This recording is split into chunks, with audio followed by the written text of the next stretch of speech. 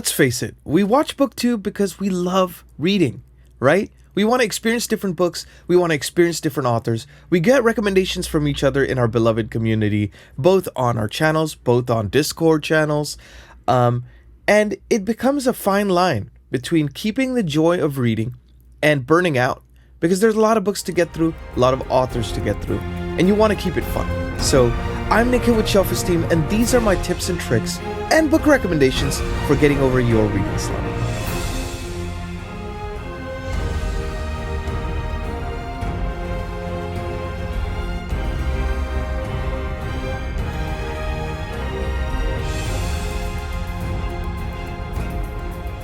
Hey everyone, welcome back to the channel. I'm Nikhil with Shelf-Esteem. I'm a composer now, also a booktuber. You can find my music in The Wheel of Time Season 2, His Dark Materials Season 3, and the newly released psychological horror film, Dead Whisper. So, I wanted to do this video because the impetus of it is, I have a lot of subscribers that are fantasy fans, also Stephen King fans. I'm my #1 author. I have a whole shelf dedicated to the man back there. But reading one author over and over again, reading one genre over and over again, especially ones where there's a lot of retention, mind kind of information retention involved, can get a little daunting at times. We have 4 read-alongs going on my channel right now, which you can check out also in the FABLE app down below, and also the read-along calendar and the Discord as well, for added discussions to those. But again, it's one of those things where we want to keep the pages turning because we love reading. But it can become a fine line between balancing that and subscribing to some sort of a vanity metric that we set for ourselves. And we want to keep it fun, right? So I figured I'd give you not only some book recommendations, but general tips and tricks to try to get over your reading slump if they inevitably occur. I know it happens to me, reading some of these dense books, it happens to me as well. So it's kind of hopefully a helpful resource for you all to turn to. So if you like this kind of video, please like and subscribe. And now on to some general recommendations. So one little brain trick exercise that I like to use if I have a reading slump, and honestly, all this stuff is a mind game, right?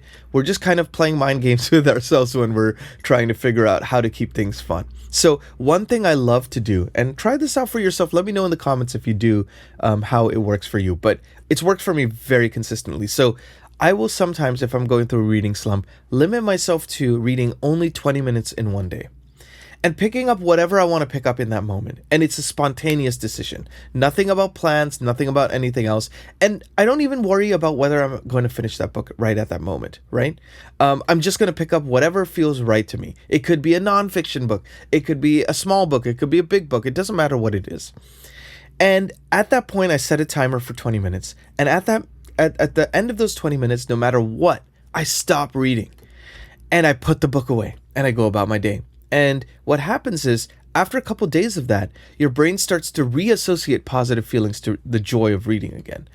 And you're also left wanting more. So this is a good position to be in, because the whole idea of reading slump is you're kind of trying to get through something. You never want it to feel like that. You want to feel like you're left wanting more, right? That reading is an exciting experience again.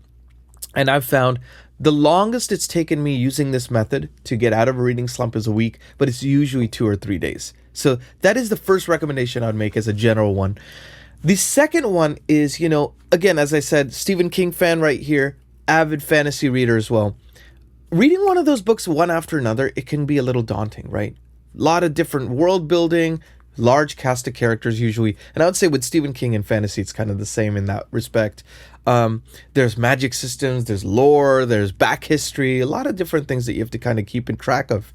And going one after another, it can be, in quick succession can be difficult. So the second thing I would say is to vary your genres and vary the sizes of your books. So for example, if I'm reading a fantasy thing and I finish it and I feel really like, whoa, that was a lot. Like I read Malazan Book of the Fallen. I need a little bit of a break from that before I can go back to something so epic, right?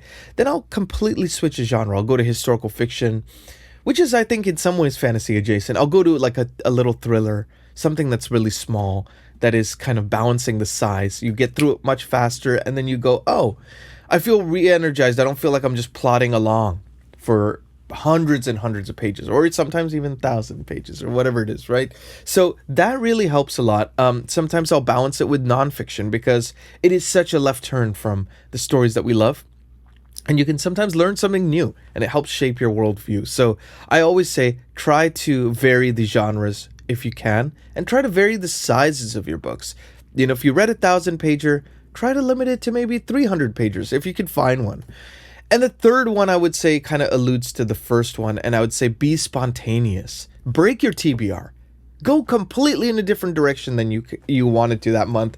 If you were planning on reading a few books, suddenly go and try something that you would never think of. Go to the library, walk around. Go to the bookstore, walk around, and see what catches your eye. You don't even have to read about it beforehand and build up your anticipation. You could just pick something. I've found authors that way, and I have found it to be a lovely experience, a nice way to spend a couple hours, and then also just a lovely experience of finding something that you never would have been on your radar. And I think, Booktube is a great community because you get good recommendations. But of course, because it's a community, we all start to see similar books at a certain point, right? So it is rare when you can see something that was spontaneously chosen. So I think being able to do that for yourself is really helpful. So hopefully these 3 tips are helpful, but let's go on to now the book and author recommendations. So the first one, and I made a list so I wouldn't forget anything.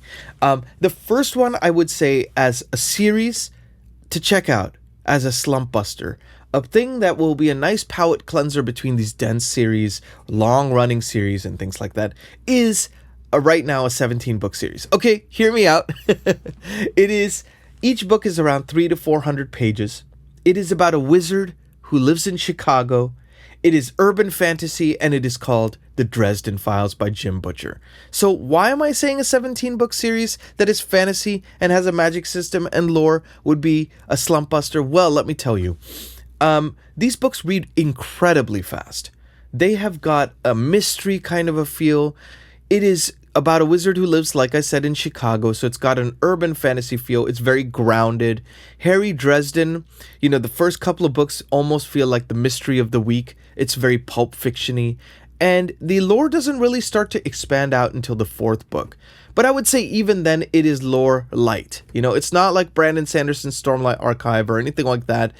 You're not going super deep into it. And they're fast-paced reads. These are page-turners. So they are perfect books to read in between. And the good news about them is there isn't a ton to retain. So I have read now 8 books in that series. I have about 9 more to go. And there's still more being written, right? So I have read those 8 over the last 5 years. I've not really forgotten any of the main plot points because they're easy to retain. So that's always really nice. You don't have to reread stuff to go, what would happen again? Who's this Harry Dresden guy again? You don't have to worry about those types of things. And also all the little cast of characters that are around Harry that are kind of, some are new that are being introduced, from book to book, but there are a couple of mainstays as well. And they are very easy to kind of remember who they are, their relationship to Harry. It's just a fantastic series. So if you haven't checked it out, I highly recommend you check it out. I'm leaving the omnibus link and a bunch of other stuff down below for any of these books and authors that I mentioned because, I want to make sure that I can always be a good gateway point for you all to discover more books and then, of course, to get over your reading slump. So that is the first series and author I would recommend. The second one, this is kind of funny. It's hard to recommend one particular book from this author because literally I've read, I think, 7 of his books now, and every single one of them could be considered a slump buster. And that is Blake Crouch. Now, I was introduced to this author by the wonderful Mike Books Reviews, who I'm linking down below. Wonderful channel. If by some stretch of the imagination you haven't checked out his channel, he's just lovely. And he's given me a lot of great book recommendations over the years. But Blake Crouch is kind of known as the successor to Michael Crichton in that he does a lot of technological thrillers. And they're usually very short, 200, 300, 400 pages max. And they're very contained. A lot of his books are standalones, actually. There's one called Dark Matter, which I would say is a great place to start. An all-rounder book. It was actually made into an Apple TV series that came out last year. And it is basically about a guy who gets mugged, he wakes up, and suddenly he's in a completely alternate life. His wife is not his wife, his son was never born, and he's living a completely different life. It's kind of the life he dreamed of, but what cost does he pay? And how does he find his way back home? It's got multiverses, it's got mind-bending scientific concepts, but it's all packaged in this lovely little book. And it is page turner to the extreme. So I would say that's a great place to start. But if you want a series by Blake Crouch, where do you turn? Well, I would say you turn to none other than Wayward Pines. So Wayward Pines is 3 books. They're all very short. The first one is called Pines, the second one is called Wayward, and the third one is called The Last Town. Now, this was also developed into an ill-fated series, which wasn't that great, honestly, unfortunately. But the books, on the other hand, are phenomenal. So the idea is there's this town called Wayward Pines. It's got a Twin Peaks kind of vibe to it. This FBI agent goes missing. His partner goes to look for him, and he gets there. And he gets involved in some accident. This is not spoilery, by the way, because it's kind of at the back of the book in the first page or so. Wakes up in an unfamiliar place in Wayward Pines. And he finds that he can't leave. And that is kind of the impetus of the story. But this book and that first book and this series as a whole goes in places you would never expect. There's a twist at the end of the first book that makes you go, okay, I'm picking up the rest of the series immediately. This is a series that you could actually go from book to book to book without any breaks. And it's addictive as hell. So it is just a fantastic series. It's page turnery, but it's got a lot of like character development. It is very contained for being a world building kind of book, right? The main character, you kind of get to know his backstory, what brought him to Wayward Pines, and kind of his family dynamic and his struggle to get out of this town, get back home. You know, I just love the way it concludes is fantastic as well. I would say it's just a great read. So for Blake Crouch, those are 2 great places to start if you want a standalone or if you want a series. And one that is not too long as well. So let's go to the third recommendation. And this one is going to be epic fantasy. So epic fantasy? Why would an epic fantasy series of 4 books, with each one being like 700 pages long, be a slump buster? Well, let me tell you.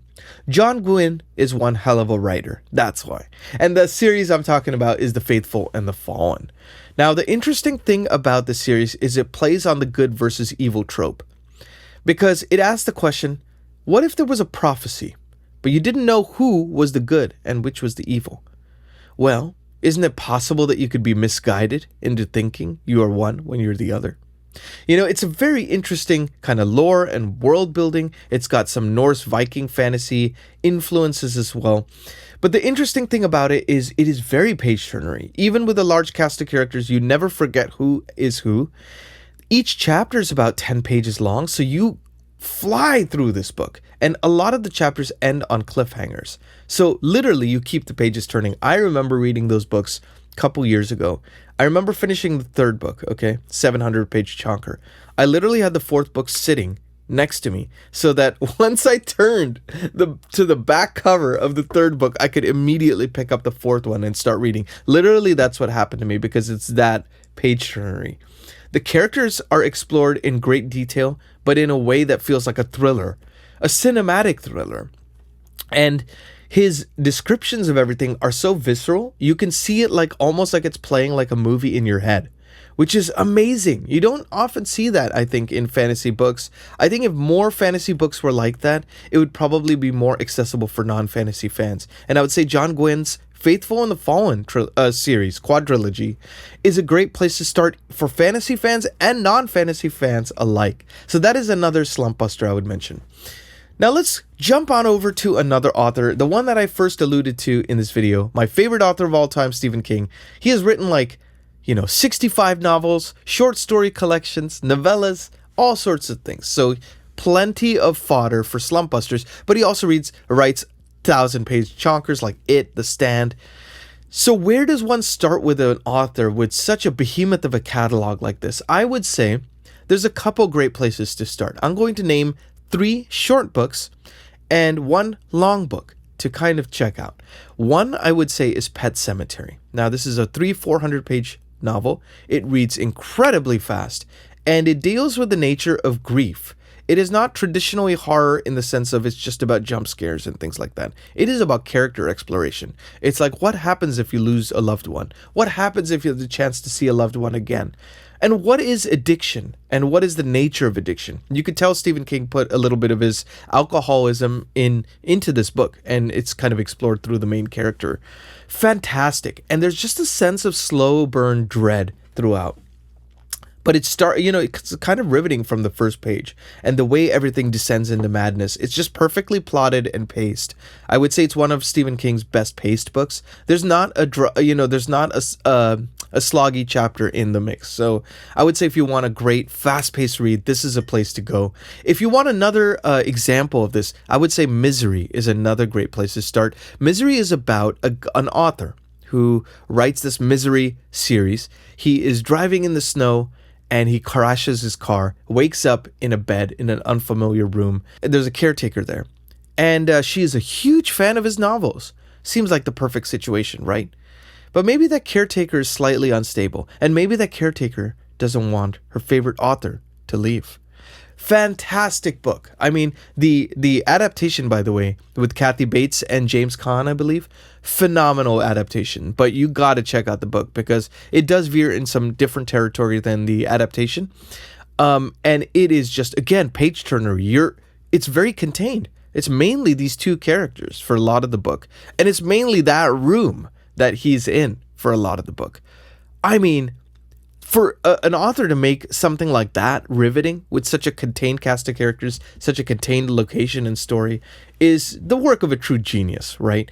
He really makes fan worship a terrifying prospect. So I would say Misery is a great place also to start. And the third short book I would mention is Cujo, which I read last year. Only 280 pages, well worth your time. Again, small cast of characters, which I think Stephen King does really well with large cast of characters, but small cast of characters can be where he truly shines, because in this book it's no exception. It deals with marriage dynamics, it deals with family dynamics, it deals with the idea of what is the nature of evil. If a dog is inflicted with rabies, is the dog evil or is the dog a victim as well? I mean, really interesting concepts are explored. It's harrowing. A lot of the book takes place in one location, again, with a limited cast of characters. Don't want to spoil anything, but just want to say that this is, again, a page turner. I read this on a flight to London, and I finished the whole book during that flight. And I honestly get very antsy on flights. I have a hard time sitting and reading a whole book, even half of a book, much less a whole book. And I just read the whole thing, devoured it in that flight. So I would say that is a great slump buster. So let's talk a little bit about a longer book. And why would a longer book be on here? It's like 700-800 pages. I'm talking about 11/22/63 by Stephen King. Now, every single person, and I mean unequivocally every single person I've recommended this to, has devoured this book. The reason being is it has a great premise. What if you could travel back in time to try to stop the JFK assassination? How would that change the world that we know? And a lot of people tout the JFK assassination as being a turning point in American politics. So, very interesting character exploration here. There's a romance for the ages, and I'm not even a romance fan in my books. There is sci-fi. There are kind of time travel paradoxes. There is political thriller ideas. There is an idea about time travel and the nature of time. It is profound. It is heartbreaking. It's beautiful. It's poignant. It is fast-paced. Really, really great mashup of different genres. Highly recommend you check out 11/22/63 if you haven't already. So let's jump away from Stephen King. Let's talk about another author named Andy Weir. Now, I read Project Hail Mary a few years ago, and I gotta say, slump buster to the max. Guy wakes up on a ship. He's the only one there. He has amnesia. But he starts to go, oh wait, I think I was a scientist. And he starts to try to put the pieces of his life together on the ship in outer space alone. What a premise. What a premise. It is, again, a small cast of characters. You see the trend here. But I will say I don't want to give anything away. So I'll just say that the character exploration in this is fantastic. And whether through... I'll just say, like, there are some flashback sequences in this book where you kind of see his relationship with other characters. And that is just beautiful as well. Very poignant book, and again, a page turner. It's very hard to find a sci-fi that is a page turner as well. So I would definitely recommend Project Hail Mary, and it is a standalone, and it has a definitive ending to it. And it talks about loneliness and isolation and redemption. So I think those are really great themes to explore. And that's not really explored in some of these other books that I kind of mentioned. So if you like those kinds of books, if you like those kinds of themes, that would be a good one to check out. The last two are actually series. One is a 3-book series. One is a 7-book series. So you may be asking, getting rid of a reading slump or adding to the reading slump? Well, let's talk a little bit about Brandon Sanderson. So Brandon Sanderson has written so many books in his Cosmere universe. Kind of daunting. A lot of them are 1,200-page novels. Don't want to read those when you want to get out of a reading slump. But there are a couple novels that I would say are great for getting out of a reading slump. One is, the 3 novels that I would mention is the Mistborn trilogy, Era 1. Now, why do I mention this? It has a hard magic system based on metals. It has a large cast of characters. It has lore. It has backstory. Well, it's the way it's written. Now, the premise of it is, what if the demigod wins? What if the emperor wins? Then what? What happens after that? And it's got a heist fantasy. It's got a love story. It's got a mashup of different genres within the fantasy pantheon. And even though there is a lot of lore, it's almost written like mystery novels. So you kind of want to keep the pages turning to find out what happens next. And I would say this is probably Brandon Sanderson's most tightly written series of books. A lot of the other ones go into other directions, which is great if you like that sort of thing, but it's not the best for getting through a reading slump. This feels like the first book even itself feels like a contained story on its own. The second book expands the politics and the world building. The third one finishes that overall trilogy. And each one is great. I really loved each one for the purpose that it serves within the context of that series. So definitely check out Mistborn if you haven't already. And the last one should be an obvious choice in some ways, but it's not normally on people's kind of get rid of your reading slump list. And I'm talking about the Harry Potter series by J.K. Rowling. So Harry Potter, a lot of you have probably watched the films. A lot of you have probably read the books. But Harry Potter is a great series because it is a coming-of-age story for the ages within fantasy. But it's so much more than fantasy, right? You don't think about fantasy when you think about Harry Potter overtly, because it's got kind of like the school that Harry is kind of going to, Hogwarts. It has all his friends there, and kind of the good versus evil. It has a wonderful, compelling backstory of this chosen one who doesn't want to be a chosen one, who's just a kid who has a lot of growing up to do. And you kind of see him come of age. When the books were coming out, a lot of the kids who were reading them came of age during the writing of these books, so they get more adult as they progress.